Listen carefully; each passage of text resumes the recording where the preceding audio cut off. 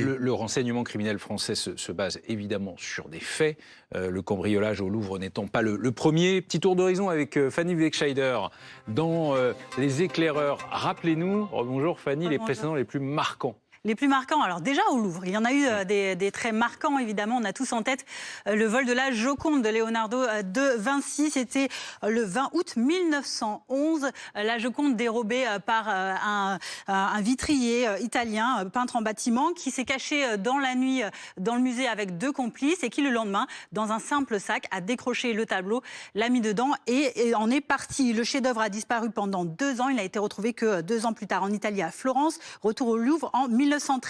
En 1907 déjà, on va le voir également, il y a eu ce premier vol au Louvre, donc le plus ancien, c'était un Belge qui avait dérobé plusieurs statuettes qui dataient de l'Antiquité. Et il faut savoir que Pablo Picasso avait été impliqué dans cette affaire parce qu'il avait voulu racheter ces statuettes. On reste à Paris, beaucoup plus récemment, c'était au mois de septembre, mi-septembre 2025, le musée d'histoire naturelle, lui aussi victime d'un cambriolage. C'était en pleine nuit avec 600 000 € de pépites d'or qui avait été dérobé à la faveur d'un système d'alarme qui était hors service cette nuit-là exceptionnellement.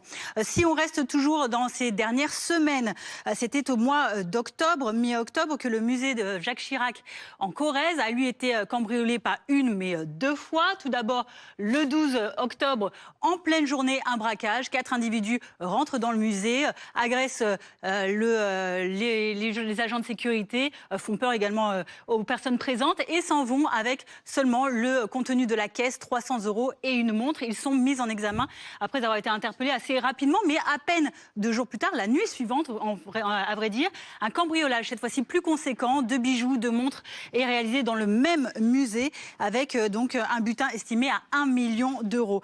Quelques mois également, le même mois, c'était au musée national Adrien Dubochet, et cette fois-ci on est à Limoges. C'est le musée qui revendique la plus grande collection de porcelaine au monde. Là, 3 pièces de porcelaine chinoise, 2 plateaux et un vase sont volés. La valeur est estimée à plus de 6,5 millions d'euros. Un cambriolage qui a eu en pleine nuit. Les personnes impliquées ont pris la fuite malgré l'alerte qui a été donnée assez rapidement. Merci Fanny. Alors que les gardes à vue de 2 des suspects du casse au Louvre il y a 10 jours se poursuivent, Frédéric Fernandez, elles vont bientôt